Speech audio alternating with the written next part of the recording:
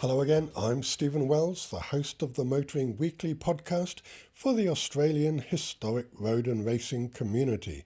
This is episode 122.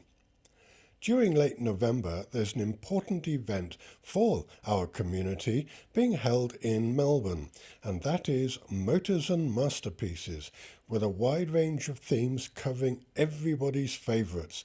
They literally haven't missed anything out.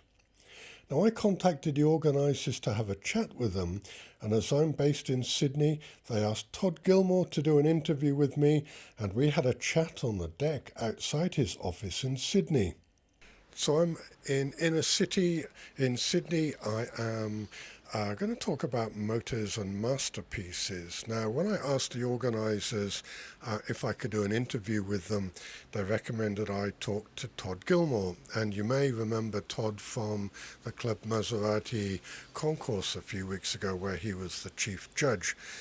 Motors and Masterpieces is on in Melbourne on November the 22nd to 24th, and it was easier for me to talk to a local guy. So welcome, Todd. What's your role in this event? Thank you very much. I'm sort of the New South Wales representative to get around to some of the car clubs that are in New South Wales, to include them into the Melbourne show. They know it was definitely the biggest show in Australia a couple of years ago. They didn't hold it last year. And so it's to include everyone so they feel like very welcome, especially the New South Wales clubs. So that'll be one role, and then the other role is judging like I was at the other show, previous show. And talking about that, the last time we spoke about ICJAG, can you also describe that for new listeners to the podcast? Yeah, sure. It's it stands for the International Chief Judges Advisory Group. There's 20 members. I'm not a member. I'm just one of the qualified judges. And all the big shows around the world use ICJAG method. They use that technique of judging. So they use those same score sheets when you go to each show. So Chantilly, Salon Privé, Villa d'Este, Pebble Beach, 21 Gun Salute in India. They use all the same sheets, so then you get a nice standardised judging, and usually with a lot of the same judges. And you're now doing that locally, and you did that for Club Maserati. Also, I saw you you were up at the All British Day recently at the Hawkesbury doing a similar thing. Were you doing specific vehicles there? Yeah, without a doubt. We're trying to do, or get an extension, so proper Concours judging is for vehicles that are 30 years and older, and that's seen globally around the world, and especially in this country, we don't have as many old cars anymore. So we're trying to bridge that gap from the modern classic, or something that's just less, but still got a lot of interest and people are taking care of. And we're trying to get that to extend then into the 30-year bracket. So for things like Jag and Maserati the other week, and then All German Day, which was last weekend on Sunday, we had a slightly simplified form of only 50 points, not 100 points. So you can do it a little bit faster, and you're not as critical on all the points, and you more encourage all the enthusiasts to get out and enjoy the day. So you're also doing that down at the Motors and Masterpieces event in November.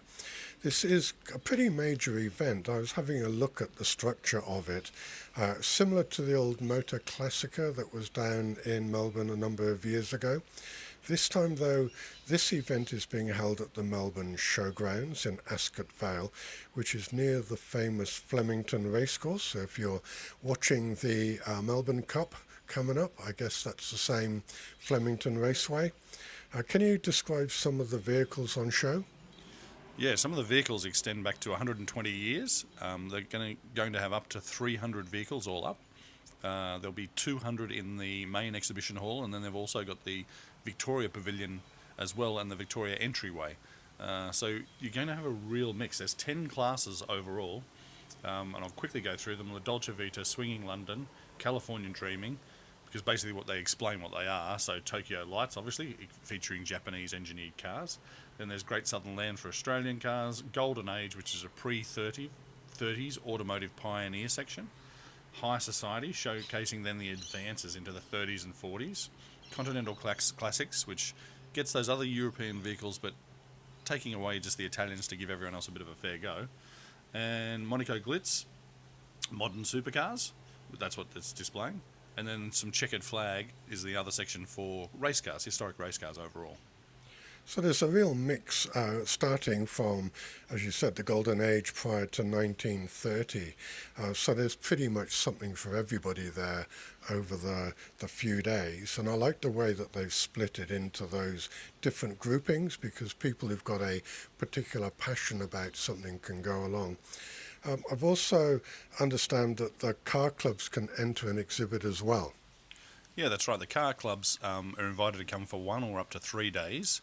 They're on the exterior around the showground, so people can sort of see those up close. There'll be no barricades or anything like that. You can walk through them, and they'll be encouraged to come along and then participate inside the actual venue as well. I should also mention, I saw on the register there's about 50 motorbikes so far registered as well.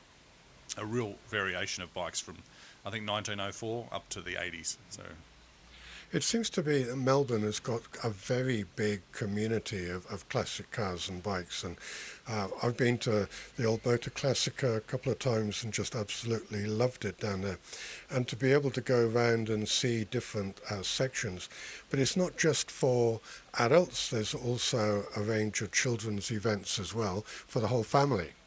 yeah, that's right. It's definitely a lot of family-friendly activities. They've got activities such as live entertainment, ride experiences, food stalls, and more is the way they publicise it. I know the ride experiences and the outside arena from the main event hall is a hard surface with some grass in the middle. And on that hard surface, they'll be able to take, obviously at a very slow pace, but they'll be able to take cars around with kids in those cars. So I think, yeah, it'll also be a lot of parking around the event. So it's not like the old Motor Classica where you had to sort of park a fair bit away and walk. So that'll be good for families as well. It'll be close proximity parking with some good disabled parking close by. And some people find the car parks, these events, even more exciting than the original event because people do bring along a lot of their own classics that aren't on show. And I've seen quite a few posts online where people have been marveling at what's hidden in a car park from somebody who's visiting rather than just the exhibition. So you've got such a mix of cars, and in fact, I think they're saying on the website there's about $100 million worth of vehicles being on show. So it's quite going to be quite an amazing event to go to. There's even a trade show as well. Yeah, that's right. There's quite a few stalls all around the exterior of the exhibition hall.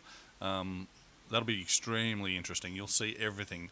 You'll get general information from insurance brokers, sure, but there'll be a lot of restorers and different concepts like that of what people are doing in the motor industry right now.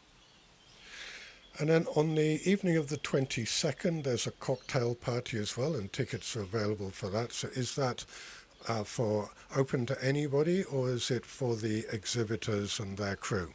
No, it's open to everybody.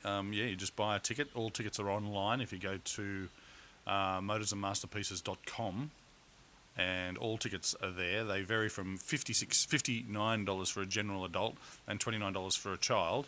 And then there's good family packs in there at $149. And then from there you can go all the way up to entering the Concours with all the cocktail parties, with all the VIP access, and I think that's $499. So there's a real variation. And also check that if you've got a concession as well, there are some concession prices in there as well. So it sounds like it's going to be a massive event. Are you down there for the whole time? Yeah, I'm down for the whole 3 days of the event. I'll even get there a day before and help them move the cars into position, and I'll stay through till Sunday.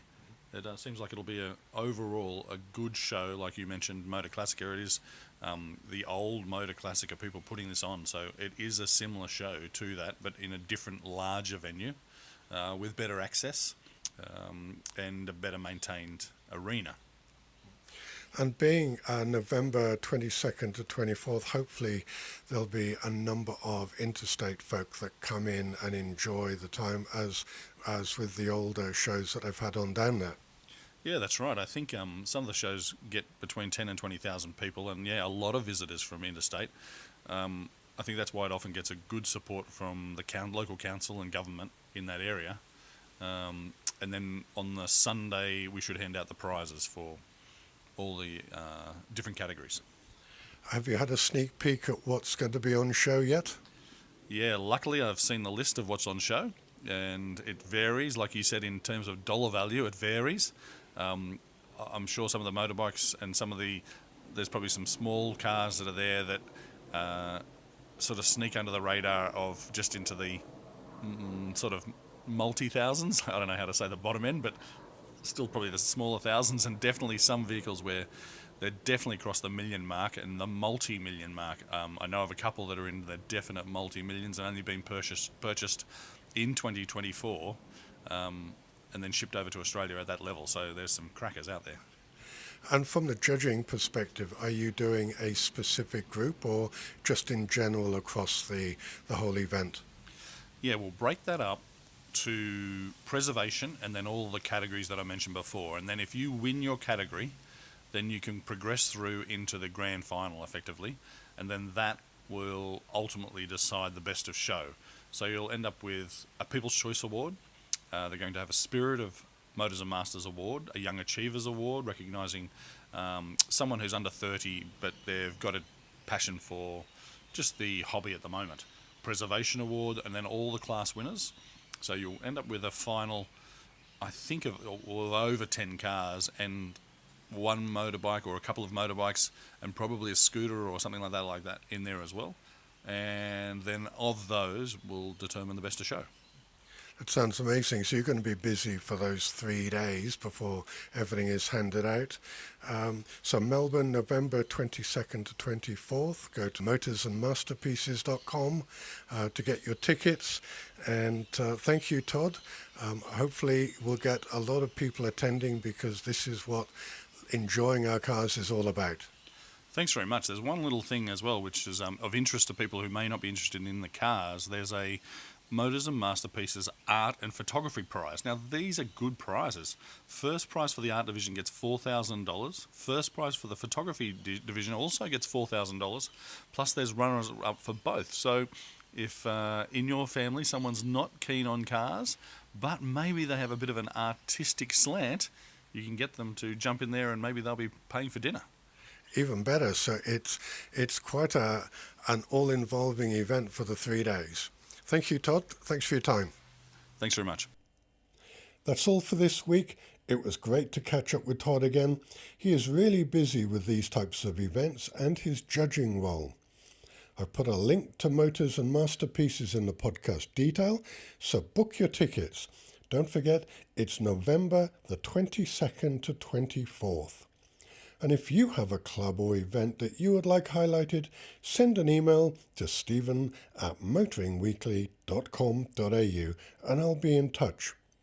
Also, don't forget to subscribe through your favourite podcast player or even Spotify and get the episodes delivered as they're published. And you can also subscribe to the website and listen there. By the way, we are now number 193 in the History podcast chart for Australia.